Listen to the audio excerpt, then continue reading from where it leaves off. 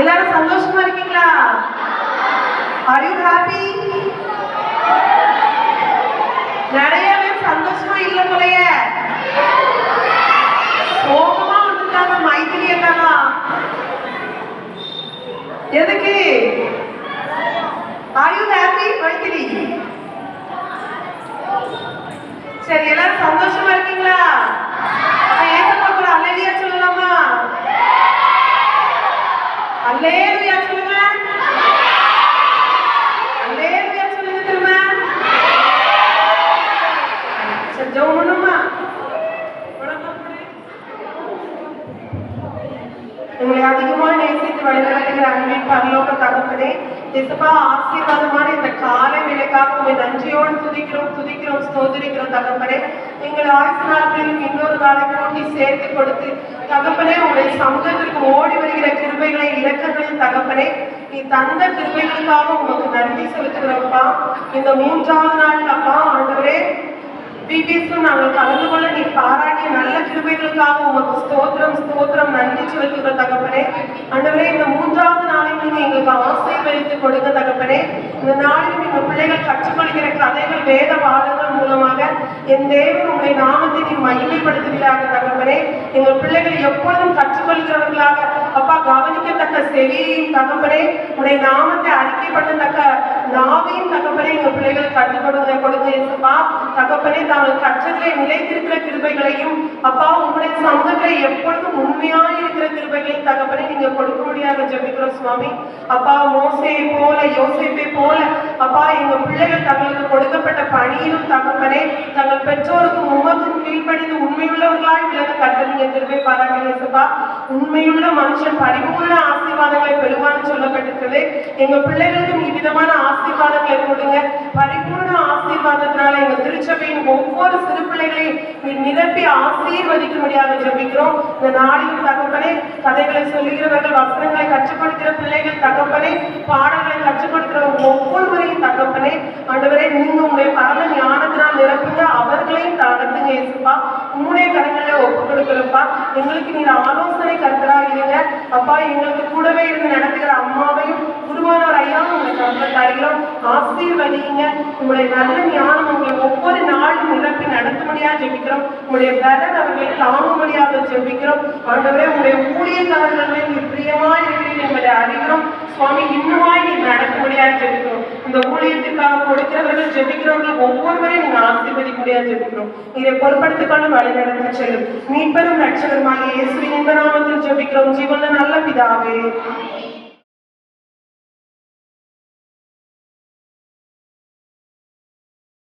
எத்தனாவது நாள்? 3வது நாள். சரிங்களா? இன்னைக்கு நான் உண்மையில் நிலைத்திரு. வசனம் படிக்கலாம்.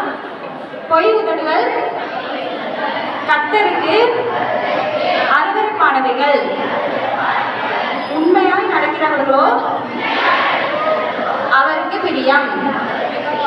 நீதிமொழிகள் 12:22. உண்மையில் நிலைத்திரு. பொய் உதடுகள் கர்த்தருக்கு அருவருப்பானவைகள், உண்மையாய் நடக்கிறவர்களோ அவருக்கு பிரியம். நீதிமொழிகள் 12:22. இன்னொரு டைம் சொல்லலாமா? உண்மையில் நிலைத்திரு. பொய் உதடுகள் கர்த்தருக்கு அருவருப்பானவைகள், உண்மையாய் நடக்கிறவர்களோ அவருக்கு பிரியம். நீதிமொழிகள் 12:22. யாராச்சும் படிச்சிட்டீங்களா? படிச்சவங்க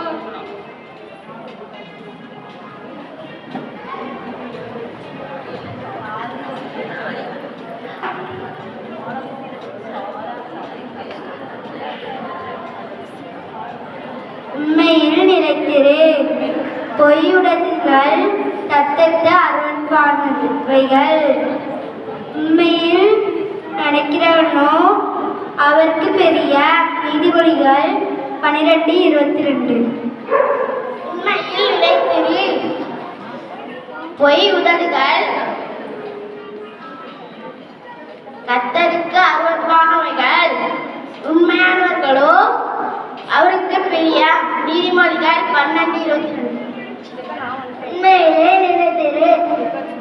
பொய் உதடுகள் கர்த்தருக்கு அருவருப்பானவைகள். உண்மையா நடிக்கிறவோ அவருக்கு பெரிய.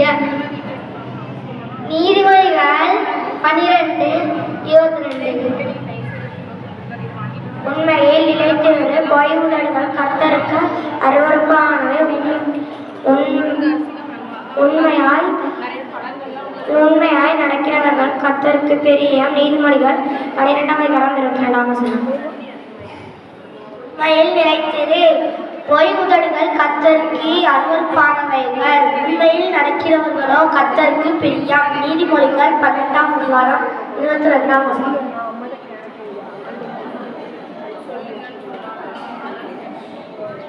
நாள் 3. உண்மையில் நிலைத்திரு. பொய் உதடுகள் கர்த்தருக்கு அருவருப்பானவைகள். உண்மையில் நடக்கிறவர்களோ அவருக்கு பிரியம். நீதிமொழிகள் 12:22. உண்மையில் நிலைத்திரு. பொய்யுதர்கள் கர்த்தருக்கு அருவருப்பானவைகள். உண்மையாய் நடக்கிறவர்களோ அவருக்கு பிரியம். நீதிமொழிகள் 12:22. உண்மையில் நிலைத்திரு. பொய்யுதர்கள் கர்த்தருக்கு அருவருப்பானவைகள். உண்மையாய் நடக்கிறவர்களோ அவருக்கு பிரியம்.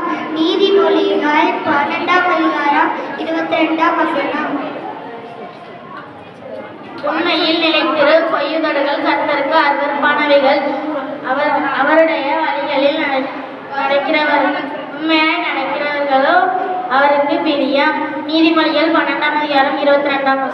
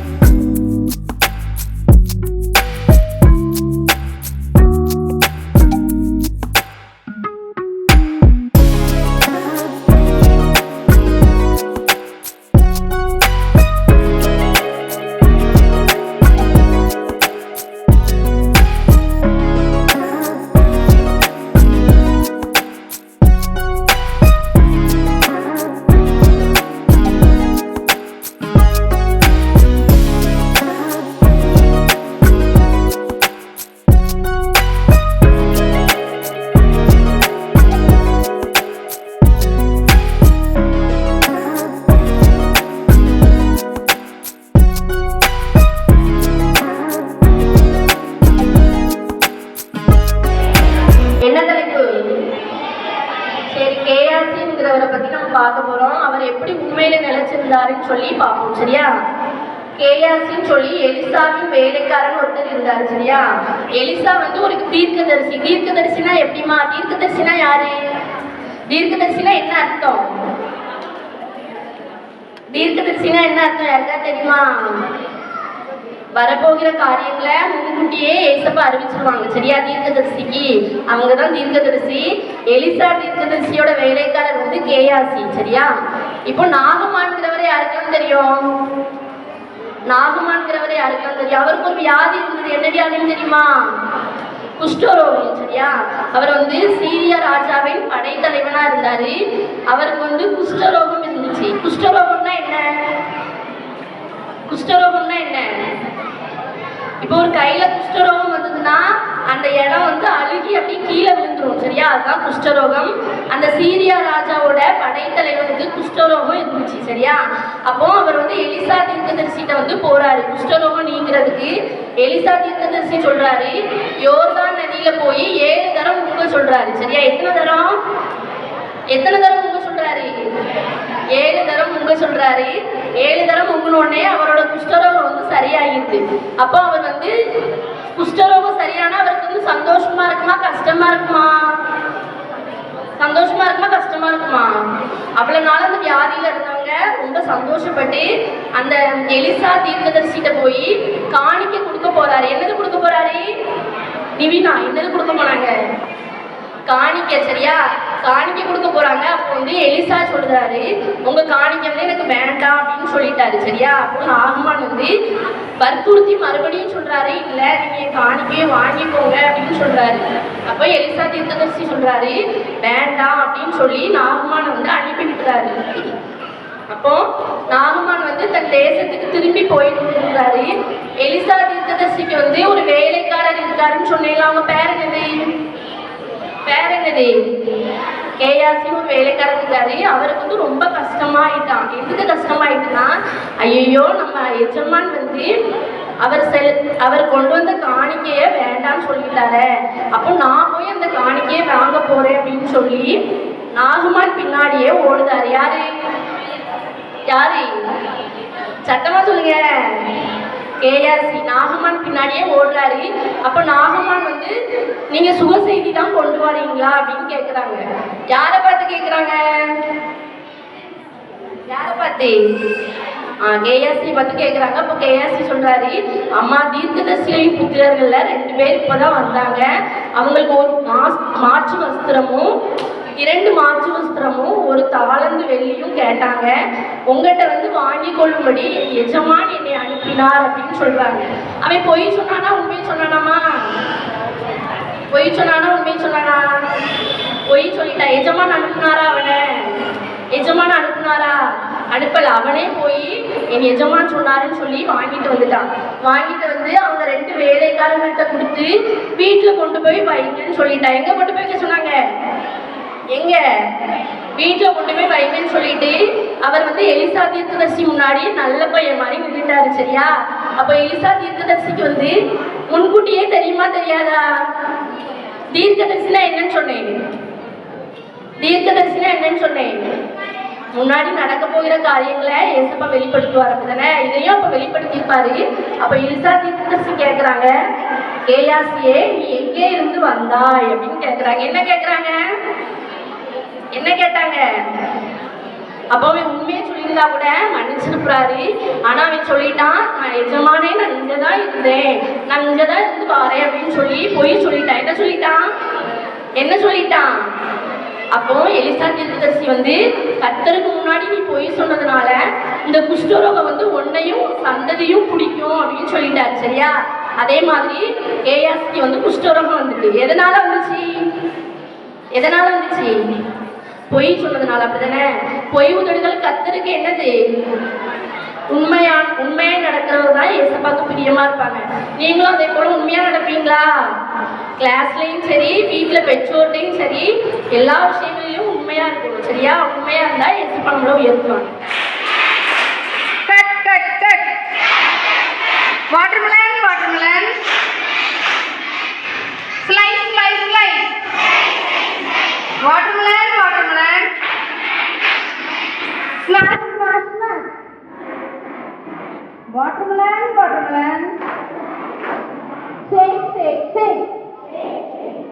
Watermelon watermelon dream dream dream watermelon watermelon என்ன செய்யணும்? ஒரு குட்டி கதை தானே, 5 நிமிஷம் தான், கவனிங்க சரியா?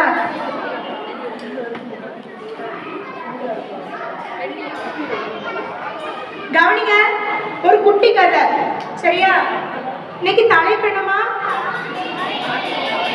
தலைப்பு என்ன? அப்படி உண்மையா நினைச்சிருந்த ஒரு குட்டி தம்பியை பத்தி ஒரு கதை கேட்கலாம், ஓகேவா? கேட்கலாமா? ஜெரின்னு ஒரு குட்டி தம்பி இருந்தானா. பேர் என்ன? ஜெரி. பேர் என்ன? அவன் என்ன படிச்சுட்டு இருந்தானா? 6th ஸ்டாண்டர்ட் படிச்சுட்டு இருந்தான். இங்க யாரெல்லாம் 6th படிச்சிருக்கீங்க? யாரெல்லாம் இப்ப 6th? கை தூக்குங்க. உங்களை மாதிரி ஒரு குட்டி தம்பி தான் சரியா? சரி, கவனிக்கீங்களாமா? உங்களை மாதிரி ஒரு குட்டி தம்பி தான் ஜெரியா சரியா? அவன் டெய்லி ஸ்கூலுக்கு போகும்போது போற வழிக்கு ரொம்ப சந்தோஷமா போவானா. ஏன் சந்தோஷமா போவானா? அங்க ஒரு கடையை பார்த்துக்கிட்டே போவானா. அதுக்காக அவனுக்கு ரொம்ப சந்தோஷமா இருக்குமா. அந்த கடையில் இருக்கிற ஒரு பொருள் நல்ல பல பலன்னு ஷைனிங்கா இருக்குமா. அதை பார்க்கறதுக்காகவே ரொம்ப சந்தோஷமா போவானா. அந்த பொருள் என்னன்னு யாருக்கா தெரியுமா? யாருக்கா தெரியுமா? என்னன்னா அது ஒரு சைக்கிள். அது என்ன கலர்னா ரெட் கலர் சைக்கிள். யாருக்கெல்லாம் ரெட் கலர் பிடிக்கும்? Very good. அப்படி ஒரு ரெட் கலர் சைக்கிள் அவனுக்கு ரொம்ப ஆசையா. ஆனா அவன்கிட்ட சைக்கிள் கிடையாது. ஸ்கூலுக்கு ரொம்ப தூரம் நடந்து தான் போவானா சரியா? அப்படி ரொம்ப தூரம் நடந்து போனா என்ன வலிக்கும்? கை வலிக்குமா? என்ன வலிக்கும்? கால் வலிக்குமா? அப்படி கால் வலிச்சோடனே அவங்க அம்மா கிட்ட போய் சொன்னானா, அம்மா அம்மா என் ஃப்ரெண்ட்ஸ் எல்லாம் சைக்கிள் வராங்க, நான் மட்டுமே நடந்து போறேன், எனக்கு ரொம்ப கால் வலிக்குமா, எனக்கு ஒரு சைக்கிள் வாங்கி தாங்க அப்படின்னு சொல்லி அம்மா கிட்ட கேட்பானா. நீங்களும் கேட்பீங்களா அம்மா கிட்ட? அம்மா ஒரு பொருள் வேணுமா அம்மா கிட்ட கேட்பீங்களா? கடைக்காரங்க கிட்ட கேட்பீங்களா? அம்மா கிட்ட அப்படித்தானே? அதே மாதிரி அந்த குட்டி ஜெரி தம்பியும் அம்மா கிட்ட கேட்டாங்க சரியா? ஆனா அவங்க அம்மாக்கு வாங்கி கொடுக்க ரொம்ப ஆசை. ஆனா என்ன இல்ல? காசு இல்ல. அதனால அம்மா சொன்னாங்களா, ஜெரி தம்பி நம்ம கிட்ட பணம் இல்ல, நீ என்ன பண்ணு, டெய்லி காலையில ஏசப்பா கிட்ட ப்ரேயர் பண்ணு, உனக்கு ஒரு சைக்கிள் ஏசப்பா தருவாங்கன்னு சொன்னானோ. நீங்க என்ன பண்ணிருப்பீங்க? என்ன பண்ணிருப்பீங்க? எனக்கு இப்பவே வேணும் அடம்பிடிச்சு அழுவீங்களா இல்லையா? பிடிவாதம் பிடிப்பீங்கல்ல. ஆனா அந்த ஜெரி தம்பி என்ன பண்ணானா, ஏசப்பா தருவாங்க நம்பிக்கையா அவங்க அம்மா சொன்னது கீழ்ப்படிஞ்சு அழலையாம் சரியா?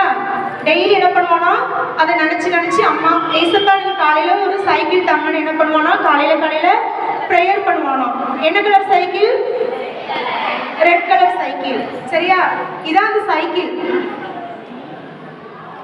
ரெட் கலர் சைக்கிள் அம்மா கிட்ட கேட்கிறாங்க. ஸ்கூல் ரோட்ல பாக்குறானா கடையில. அப்புறம் 2வது பிக்சர்ல அவங்க அம்மா கிட்ட வந்து கேட்கிறானா. இதுதான். அப்புறம் டெய்லி என்ன பண்ணிக்கிட்டு இருந்தான்? ப்ரேயர் பண்ணிக்கிட்டு இருந்தான், ஏசப்பா எனக்கு சைக்கிள் வேணும்னு சொல்லி. அப்புறம் ஒரு நாள் ஸ்கூல் விட்டு நடந்து வந்துகிட்டு இருந்தானா. என்ன பண்ணிட்டோம்னா, காலை அப்படி எத்தி நடந்து வருவீங்களா சும்மா நீங்க அந்த மாதிரி. அப்போது மரத்துல இருந்து நிறைய என்ன விழுந்துச்சா, இலைகள்லாம் விழுந்து காய்ச்சி போய் கிடந்துச்சான்.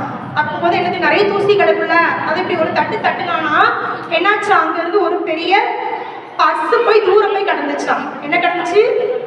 பர்ஸ்ல என்ன வைப்போம் எல்லாரும்? என்ன வைப்போம்?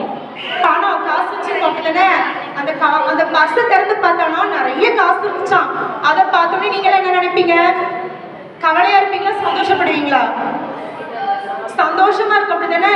அவனும் என்ன நினைச்சானா, நம்ம ப்ரேயர் பண்ணதை கேட்டு ஏசப்பா ஒரு காசு நிறைய தந்துட்டாங்க, நம்ம இதை வச்சு என்ன பண்ணலாம், சைக்கிள் வாங்கலான்ட்டு வேகமா சந்தோஷமா அம்மா கிட்ட ஓடனானா. அம்மா இந்த பாருங்க, இந்த பிக்சர் தான். கீழே கிடந்து என்ன பண்றான்? பர்ஸ் எடுக்கிறானா. அப்படி ஒரு பர்ஸ் எடுத்து அம்மா எனக்கு ஒரு பர்ஸ் கிடைச்சிட்டு நிறைய காசு இருக்கு, ஏசப்பா நான் ப்ரேயர் பண்ணதை கேட்டு எனக்கு என்ன கொடுத்துட்டாங்க? காசு கொடுத்துட்டாங்க. நான் என்ன பண்ண போகணும்? சைக்கிள் வாங்கம்மா அப்படின்னு சொல்லுவாங்க. அதுக்கு அம்மா சொல்லுவாங்களா, சரி கொஞ்சம் பொறுமையா இரு, அவசரப்படாத, இந்த பணம் நம்மளுடையது கிடையாது. யாருடையது கிடையாது? நம்மளுடைய கிடையாது. இதை மிஸ் பண்ணி நம்ம எல்லாரும் என்ன பண்ணுவாங்க? ரொம்ப கவலைப்படுவாங்க அப்படிதானே? நம்ம நம்ம ஏதாவது ஒரு காசு கொண்டு போவோம் ஸ்கூலுக்கு, ஏதாவது மிஸ் பண்ணிட்டோம்னா கவலைப்படுவோம்ல, அதை தேடுவோம்ல. அதே மாதிரி யாராவது பணத்தை என்ன பண்ணுவாங்க, மிஸ் பண்ணவங்க தேடுவாங்க, நம்ம அவங்க கிட்ட கொடுக்கணும், இதுல ஏதாவது இருக்கான்னு பார்ப்போம் அப்படின்னு சொல்லி செக் பண்ணுவாங்களாம். அந்த பர்ஸை திறந்து தேடி பார்க்கும்போது ஒரு நம்பரும் ஒரு பேரும் இருந்துச்சாம். அந்த பேர் என்னன்னா ஹெப்சிபான்னு இருந்துச்சாம். யாரு? ஹெப்சிபா. சரியா? அது ஹெப்சிபாங்கிறது ஒரு பாட்டி. யாருமா? ஹெப்சிபா பாட்டி. சரியா? அந்த பர்ஸ் ஹெப்சிபா பாட்டியோடையதா இருந்துச்சா. திறந்து பார்த்து அந்த நம்பருக்கு கால் பண்ணி கேட்டாங்களா, இந்த பர்ஸை நீங்க எங்க விட்டீங்க எல்லாம் கேட்கும் போது அவங்க கரெக்டா சொன்னாங்களாம். அதுக்குள்ள இருக்கிற காசெல்லாம் சொன்னாங்களாம். அப்படி சொன்ன உடனே அந்த ஜெரியும் அம்மாவும் சொல்லுவாங்களா, ஹெப்சிபா பாட்டி சொல்லுவாங்களா, உங்க அட்ரஸ் சொல்லுங்க நான் உங்க வீட்டுக்கு தரேன் அப்படின்னு சொல்லும்போது ஹெப்சிபா பாட்டி அட்ரஸ் சொல்லிடுவாங்க. அப்புறம் ஜெரியும் ஜெரியோட அம்மாவும் எங்க போவாங்க, யார் வீட்டுக்கு போவாங்க, ஹெப்சிபா பாட்டி வீட்டுக்கு போவாங்க. சரியா? ஹெப்சிபா பாட்டி கிட்ட போனோடனே அவங்களுக்கு ரொம்ப சந்தோஷமா, நமக்கே ஒரு பொருள் காணாம போயிட்டு கிடைச்சிட்டா சந்தோஷப்படுவோமா இல்லையா?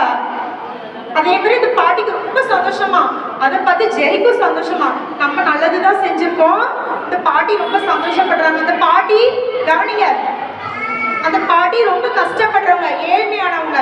சரியா? அதனால அந்த பணம் உங்களுக்கு தேவைப்படுது, அதுக்கு நம்ம கொடுத்துட்டோம் அப்படின்னு சொல்லி ஜெரிக்கு ரொம்ப ரொம்ப சந்தோஷமா இருந்துச்சாம்.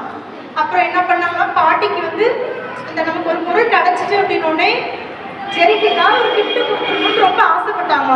அதனால ஜெரி கிட்ட கேட்டாங்க, ஜெரி தம்பி உனக்கு என்ன வேணும், நீ சொல்லு நான் உனக்கு தாரேன் அப்படின்னோடனே, இல்லை பாட்டி எனக்கு எதுவுமே வேண்டாம் அப்படின்னு சொல்லிடுவானா. இல்லை நான் எப்படியாவது உனக்கு ஏதாவது ஒரு கிஃப்ட் கொடுக்கணும், நீ எனக்கு என்ன வேணும் கேளுன்னு சொன்னோடனே ரொம்ப கம்பல் பண்ணி கேட்டதுனால சொல்லுவானா ஜெரி, பாட்டி எனக்கு ஒரு ரெட் கலர் சைக்கிள் பிடிக்கும் அப்படி.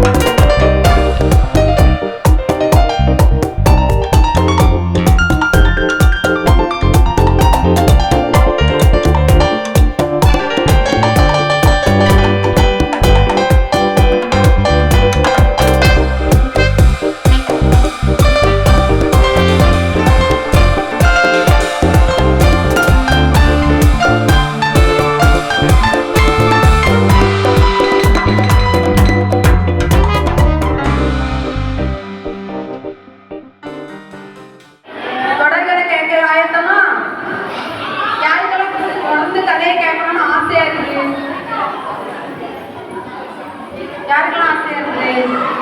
அவங்க வீட்டை நடத்துறதுக்கு அவங்க அம்மா ரொம்ப கஷ்டப்படுறாங்க. அப்ப இவர் அதை பாக்குறாரு. இப்போ அம்மா மேல அவருக்கு ரொம்ப பாசம் அதிகமாயிடுச்சு. ஐயோ எங்க அம்மா எவ்வளவு கஷ்டப்பட்டு இந்த குடும்பத்தை நடத்துறதுக்கு கஷ்டப்படுறாங்கன்னு சொல்லிட்டு, நம்ம வீட்டுல நம்ம அம்மா அப்பா தான் 2 பேரும் உழைக்கிறாங்க. அவங்களோட சம்பாத்தியத்துல தான் நம்ம வாழ்ந்துட்டு இருக்கோம், அப்படிதானே? நம்ம வேலைக்கு போக வேண்டியிருக்கா? நம்ம வேலைக்கு போனாதான் நம்ம வீட்டுல சாப்பாடு இருக்கா? இல்ல. அப்படிதானமா? நம்ம அம்மா அப்பா வேலைக்கு போய் நம்மளுக்கு அனுப்பின சாப்பாடெல்லாம் தராங்க. ஆனா ரேடியஸ் வீட்டுல இப்போ அப்பா இறந்து போயிட்டாங்க. ரொம்ப வறுமையில வாழ்ந்த இந்த குடும்பத்தை. அப்போ இவருக்கு என்ன செய்யறதுன்னு தெரியல. படிச்சிருக்கிறாரு. இப்ப அவரோட வயது 14 ஆயிடுச்சு. தன்னோட குடும்பத்தை எப்படியாவது நடத்துவேன்னு சொல்லிட்டு அவர் என்ன செய்யறாரு, அரசாங்கத்துக்கு ஒரு கடிதம் எழுதுறாரு. அந்த அவர் இருந்த பட்டணத்துல, ஜெர்மனில அரசாங்கத்துக்கு என்ன செய்யறாரு, ஒரு கடிதம் எழுதி, எனக்கு ஏதாவது ஒரு வேலை வாய்ப்பு கொடுத்தீங்கன்னா வறுமையில வாழ்ற என்னோட குடும்பத்தை காப்பாத்துறதுக்கு எனக்கு கொஞ்சம் வசதியா இருக்குன்னு சொல்லி ஒரு கடிதம் எழுதி அனுப்புறாரு. இந்த கடிதத்தை கவனித்த அந்த அரசாங்கம் அவருடைய படிப்புக்கும் அவரோட தகுதிக்கும் தக்க ஒரு வேலையை செஞ்சாங்க. எடுத்த வேலையை கொடுத்தாங்க. என்ன வேலை அவருக்கு கிடைச்சது? தட்டச்சுள்ள என்ன செய்யணும், எழுத்த பதித்து கொடுக்கக்கூடிய ஒரு வேலை அவருக்கு கிடைத்தது. இதுதான் தட்டச்சு எந்திரம். அவர் என்ன பண்ணிட்டு இருக்காரு, எழுத்தர் வேலைய கவனிக்கிறாரு. இப்போ தன்னோட குடும்ப வறுமை காரணமா அந்த வேலைய கண்ணும் கருத்துமா அழகா செய்யறாரு. அவர் எந்த ஒரு மிஸ்டேக்குமே சொல்ல முடியாது. அந்த அளவுக்கு நம்மளோட வேலையில தன்னோட முழு கவனத்தையும் வைத்து செய்யறாரு. இதனால வறுமையில வாழ்ந்த அவரோட குடும்பம் இப்போ கொஞ்சம் என்ன செய்யறாங்க, அவரோட வீட்டை யாரெல்லாம் இருக்கிறாங்கன்னு சொன்னேன், அவர் கூட பிறந்தவங்க உடன் பிறந்தவங்க யாரெல்லாம் சொன்னேன், யாரெல்லாம் இருக்காங்க? சத்தமா சொல்லலாமா யாராவது? தம்பி, தங்கை, இன்னொன்னு அண்ணன் இருக்காங்க அவங்களுக்கு. சரியா? ஒரு அண்ணன் இருக்காங்க. இப்போ இவங்க வேலை பார்க்கறதுனால அவங்க வீட்டுல ஓரளவு என்ன செய்யறாங்க, சாப்பிடுறதுக்கெல்லாம் வசதி கிடைச்சிருச்சு. ஒரு நாள் பாத்தீங்கன்னா அவங்க பெரியம்மா பெரியப்பா இவங்கள பார்க்க வராங்க. என்ன அப்படின்னா, இவங்க வந்து ஜெர்மனியில தான் இருக்கிறாங்க. இவங்க பெரியம்மா பெரியப்பா இவங்க அப்பாவோட அப்பா, ரேனியஸோட அப்பாவோட அப்பா. அப்போ இவங்க வரும்போது என்ன விஷயம் கேட்கும்போது, இப்படி நாங்க வச்சிருக்கிற பண்ணை, அவங்க ஒரு பெரிய விவசாய பண்ணை வச்சிருந்தாங்க. நிறைய நிலம் இருந்துச்சு அவங்களுக்கு. ஆனா அதை கவனிக்கிறதுக்கு அவங்களுக்கு குழந்தைங்க கிடையாது. இவங்க வீட்டுல 4 குழந்தைங்க. ஆனா அவங்க பெரியப்பா வீட்டுல ஒரு குழந்தை கூட கிடையாது. அப்ப இவங்க சொல்றாங்க, ரேனியஸ் நீ என் கூட வந்துடுறியா, நான் உன்னையும் நல்லா பாத்துக்கிறேன், நீ பெரியப்பா வீட்லயே இருக்கலாம்டா அப்படின்னு சொன்னோடனே சரி பெரியப்பான்னு சொல்லி போறான். இப்போ இந்த தட்டச்சு வேலையை விட்டுட்டு இப்ப எங்க போயாச்சு, பெரியப்பா கூட விவசாய பண்ணைகளை கவனிக்கும்படியா போறாரு. அங்குள்ள வேலைகளை ரொம்ப கருத்தா கவனிக்கிறாரு. இப்போ நான் சொன்னேன் அப்படிதானே, அவங்க பெரியப்பா ரொம்ப வசதியானவங்க. இப்போ வறுமையில வாழ்ந்த ரேடியஸ்க்கு என்ன கிடைச்சிச்சு, என்ன கிடைச்சிச்சு, வசதி கிடைச்சிச்சு. இப்போ தினம் நல்ல சாப்பாடு, நல்ல புது ஊரு, புது ஃப்ரெண்ட்ஸு, அவருக்கு நினைச்சதெல்லாம் கிடைக்க ஆரம்பிச்சுது. அதனால அவரோட ஜெப ஜீவியம் கொஞ்சம் கொஞ்சமா குறைய ஆரம்பிச்சுது. இப்போ அவர் ரொம்ப நேரம் ஜெபிக்கிறது இல்ல, பைபிளை எப்பவாதான் வாசிக்கிறாரு. அப்படி அவரோட வாழ்க்கை கொஞ்சம் கொஞ்சமா சேஞ்ச் ஆக ஆரம்பிச்சுது. ஆனா அவங்க பெரியம்மா பெரியப்பா அப்படி இல்லை. அவங்க தினம் காலையில எழுந்தோட ப்ரேயர் பண்ணி பைபிள் வாசித்து ப்ரேயர் பண்ணாம அவங்க எந்த ஒரு வேலையும் செய்யறது இல்லை. அதுமாதிரி அவங்க வீட்டுல பக்கத்துல இருக்கவங்கட்டெல்லாம் ரொம்ப அன்பா தாழ்மையா எல்லாரையும் நேசிக்கிற அந்த அன்பு இருதயத்தை இந்த ரேனியஸ் கவனிச்சுட்டே இருந்தாரு. நம்ம பெரியம்மா பெரியப்பா ரொம்ப கர்த்தருக்குள்ள எவ்வளவு வேறுண்டே இருக்காங்க, நான் ஏன் இப்படி மாறிட்டேன் அப்படின்னு சொல்லி அவர் தன்னைய கொஞ்சம் கொஞ்சமா பரிசோதிக்கிறாரு. ஐயோ நான் ஏசப்பா வந்து ரொம்ப பின்வாங்கிட்டனோ அப்படின்னு சொல்லிட்டு அவர் தன்னோட பெரியம்மா பெரியப்பா கிட்ட இருந்த விசுவாச வாழ்க்கையை கற்றுக்கொண்டு திரும்பவுமா என்ன செய்யறாரு, ஜெபிக்க ஆரம்பிக்கிறாரு, வேதம் வாசிக்க ஆரம்பிக்கிறாரு. இப்ப என்ன செய்யறாரு, வேலை செய்யறது போக நிறைய அவருக்கு டைம் கிடைச்சது. அந்த டைம்ல எல்லாம் அவர் என்ன செய்யறாரு, வேதாகமத்தை தூக்கி தூக்கி என்ன செய்யறாரு, அதிக நேரம் கொடுத்து வாசிக்கிறாரு.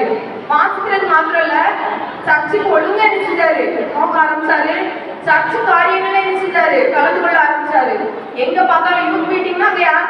கண்டிப்பா ரேணி ஐயா தான் முதல்ல போய் என்ன செய்வாங்க நிற்பாங்க. அந்த அளவுக்கு அவரோட வாழ்க்கை சேஞ்ச் ஆக ஆரம்பிச்சது. ஆனா இப்படி ஒரு விசுவாச வாழ்க்கையிலையும் திடீர்னு ஒரு போராட்டம். அவரோட வாழ்க்கையில சாத்தா என்ன செய்யறான், ஒரு வித்தியாசமான நினைவுகளை கொண்டு வரான். டேய், நீ என்னடா பண்ற? உனக்கு என்ன பைபிள் வாசிக்கல, நீ பெரிய ஆள் நினைக்கிறியா? இது நீ பைபிள் வாசிச்சு ஜெபிக்கிறதுனால உனக்கு என்ன கிடைக்க போகுது அப்படின்னு சொல்லிட்டு அவரோட வாழ்க்கையில திரும்பியும் ஒரு தடுமாற்றத்தை பிசாசு பேசுறான். உங்ககிட்ட பேசுறானா சாத்தான்? சாத்தான் பேசுறது கவனிச்சிருக்கீங்களா நீங்க? கவனிச்சது இல்லையா? ஏசப்பா பேசுறதுக்கும் சாத்தான் பேசுறதுக்கும் வித்தியாசம் இருக்கும், அப்படிதானே? ஏசப்பா பேசும்போது உடனே எந்த வழியில நடத்துவாங்க? எந்த வழியில நடத்துவாங்க? டிவி பாருன்னு சொல்லுவாங்களா? மொபைல் ரொம்ப நேரம் பாருடா அப்படின்னு சொல்லுவாங்களா? சொல்ல மாட்டாங்க தானே? என்ன சொல்லுவாங்க ஏசப்பா? நல்லா பைபிள் வாசி, நல்லா ஜபம் பண்ணு அப்படின்னு சொல்லி உனக்கு சண்டே கிளாஸ்ல உங்க வீட்டுல உங்க அம்மா அப்பா அம்மா கற்றுக் கொடுப்பாங்க. சாத்தான் பேசுறதை கவனிச்சிருக்கீங்களா? என்ன சொல்லி கொடுப்பான்? டேய் டேய், உங்க அம்மா ஒண்ணு கவனிக்கலடா, கொஞ்ச நேரம் செல்லு பாரு. டேய், உங்க அம்மா அந்த ரூமுக்கு போயிருக்காங்க, போய் மொபைல் எடுத்து பாரு. உங்க அப்பா மொபைல் ஒண்ணு வச்சுட்டு போயிருக்காங்க பாரு. அந்த மொபைல் ரெஸ்ட்ல தாண்டா இருக்கு, எடுத்து பாரு. டிவி அப்பவே ஆஃப் பண்ணிருக்கு, நீ டிவி பார்த்து ரொம்ப நேரம் ஆகுது, போய் டிவி போட்டு பாரு. என்னடா ஒரே பைபிள், இதே பார்த்து என்னடா கிடைக்க போகுது? டேய், உன் ஃப்ரெண்ட்ஸோட வெளியில விளையாடுடா அப்படின்னு உன்னோட மைண்டெல்லாம் அப்படி டைவர்ட் பண்ணி உன தீமையான கிளாஸ்ல நல்லா சட்டை பண்ணிட்டு இருக்கோம். டீச்சர் வந்து கேட்டாங்க, சொல்லுவோம் நான் சொல்லவே இல்லை டீச்சர், அவதான் டீச்சர் சொன்னா. சொல்லுவீங்களா? சொல்லுவீங்களா சொல்ல மாட்டீங்களா? பயந்து போய் சில நேரங்கள்ல நம்ம போய் சொல்லிடுவோம், சரியா? இது என்ன?